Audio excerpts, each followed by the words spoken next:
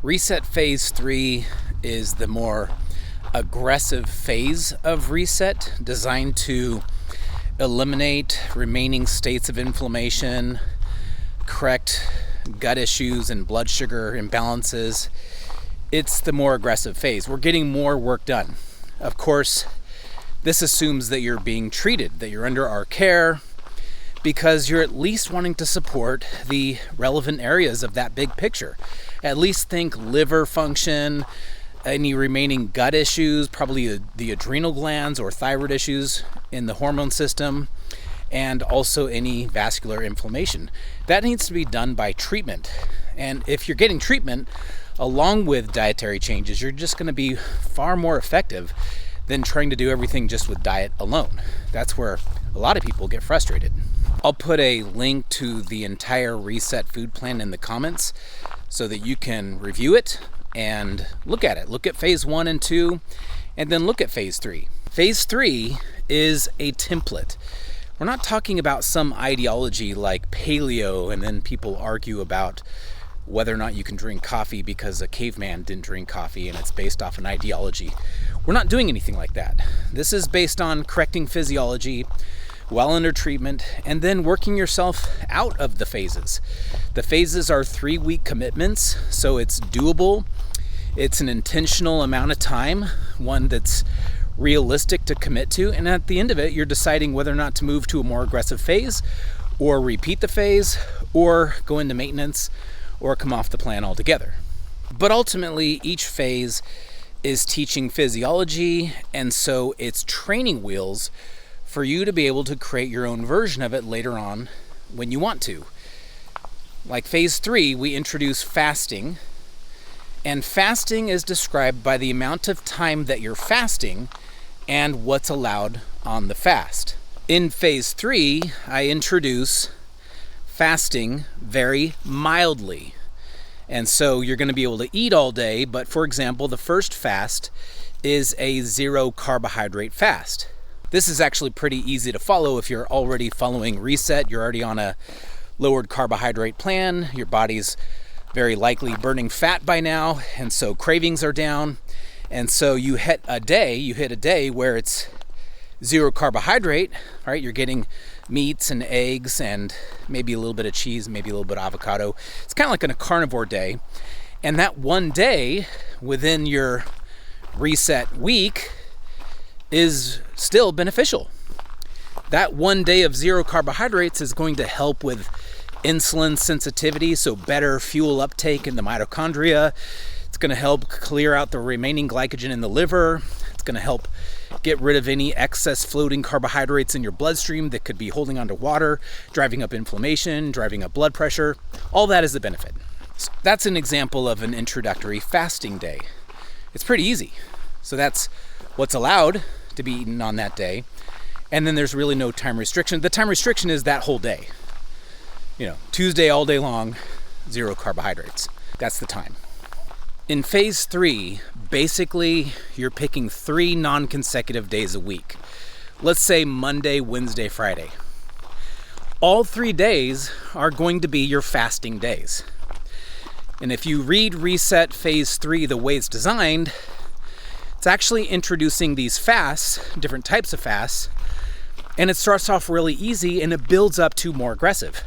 For example, the next more aggressive fast is smoothies only, which is now going to be a little bit more controlled. Using the cleanse smoothie, it's going to be more detoxifying, but ultimately it's lower in calories. You're eating less for the day. And then a water fast is probably going to be far more aggressive. You're only having water, plus your coffee. Let's not be ridiculous here. But the water fast isn't until the very end of the 3 weeks. So you're building up to it. It's actually a very mild progression from an easy series of fasts on those 3 days a week, slowly getting to where you're more aggressive. Even a dry fast, which means no liquid, which is very powerful. This is going to pull water from your fat cells, means you're going to break down fat quicker. Inflammation is literally just destroyed because When you're on a dry fast, your body wants water.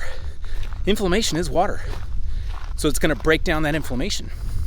But because a dry fast is the most aggressive fast, it's at the end of phase 3, and it's not for a complete day. It's a shorter amount of time.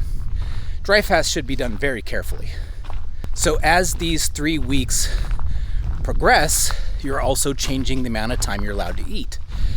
Let's say for the meat fast, in the beginning, you can eat all day, but as it's going forward, maybe you're skipping breakfast. This introduces your time restriction, or what's called a partial day fast or an intermittent fast.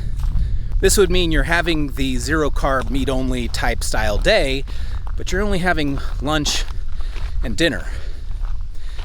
More aggressively would be something like that, but now maybe only dinner. You're only eating that one meal a day. With each of these fasting concepts, you're going to find people have done them with commitment entirely. There's people who just eat one meal a day. But on Reset Phase 3, we're just visiting it. It's aggressive enough to get results, but it's not so committed to where you get lost in an extreme paradigm that has you bouncing out of it with either rebound eating cravings or just a lack of interest in any kind of food guidelines. That's the last thing we want to do, is get food weird and then we're burnt out, and then now we've lost all boundaries because you went too extreme. I highly suggest doing these phases. Start with phase 1, go to phase 2, go to phase 3.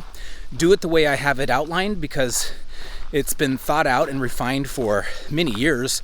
I started this kind of work back when I owned a gym and was a personal trainer. This goes back many, many years ago. And I've tweaked it over time until it's where it's at now. But it's still training wheels. The goal is to teach you the template. What I'm referring to is that you're having 1, 2, or 3 days a week that you're fasting. Let's say you want to do your own version of a phase 3 and you want to pick 2 days a week. That's what I've been doing for the last 3 weeks.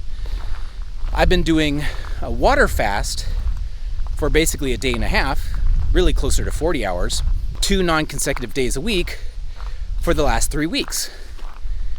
The great thing is that I've sailed right through it. I'm not hungry. I am losing weight.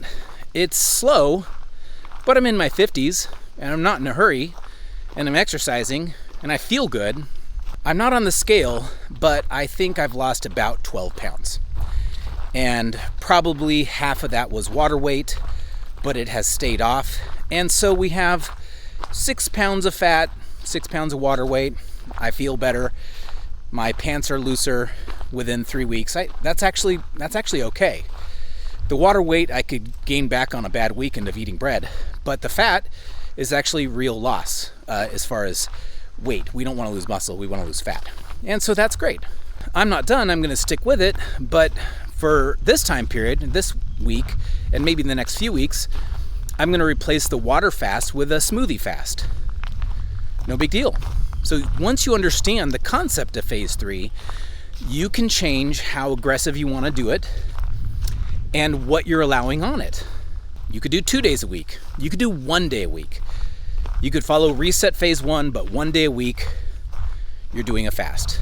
1 day a week, you're doing your prayer and fasting. So you're getting your mindset cleared up and your health back on track. It's very doable. It's far better than Ozempic. And we've got lots of upsides and health benefits versus some pretty big unknowns. And Ozempic is facing big lawsuits because of all the side effects. It's a big mess.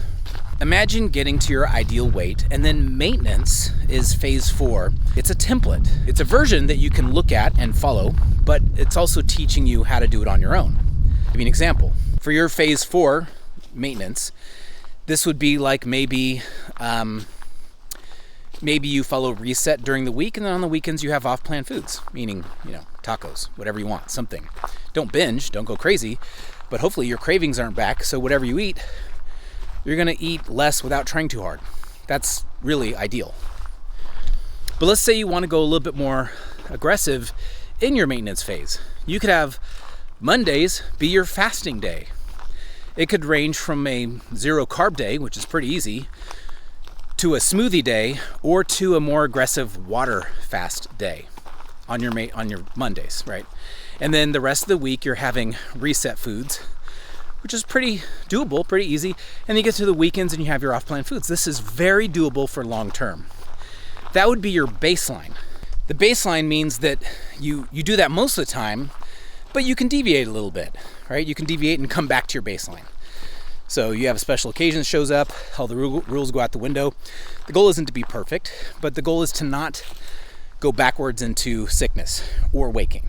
If you're in the therapeutic phase where we're trying to dig you out of a ditch in your health, then you can't do maintenance yet. You got to stick to the first 3 phases because we're trying to get you clearly and significantly improved physically. During that time, we have a functional diagnosis and a specific treatment strategy, and it's all coming together with the food plan so we can get you better and get you to the maintenance phase where less treatment is required and less restrictions in the diet are required. I will say this, the vast majority of our patients, because they're getting treatment, they really mostly do phase 1 and they feel great. And because it's boring to give up bread and tortillas and rice and pasta, they last a few weeks and then they kind of fall off of it. But their benefits and their health continues to improve because they're getting treatment. But what's established is a memory. They remember that they felt additionally good when they were following reset, and they can come back to it as needed. And that's okay. There's no yo-yo. It's really, even as they come off a reset, not intentionally, they just kind of start to fall off. They're still mindful and they're not eating maybe as bad as they used to, not consistently. That's fine. But the rest of the phases give you some options, give you some direction. And if you do the course, which we have, you have videos for each day, and you get to the end and it's asking you questions. So you can evaluate whether or not you're supposed to go forward or stick on the same phase, or if you're time to go to maintenance, or if you need to talk to us so we can reevaluate your prescription. So much of this conversation about how we're eating is really a modern day struggle. I mean, we shouldn't have to try this hard to feel better. There should be treatment, and then the food supply shouldn't be this bad. But it is. And the reality is that most of us, if we eat just how we naturally feel with the modern day foods, we'll get sick. And so you need to have some sort of boundaries. And I invite you to review Reset because you're going to find some things that may work for you in general, even if you're not getting treated by us. But when you're ready, make an appointment, and my team and myself will roll up our sleeves, figure out what you need, get you healthier.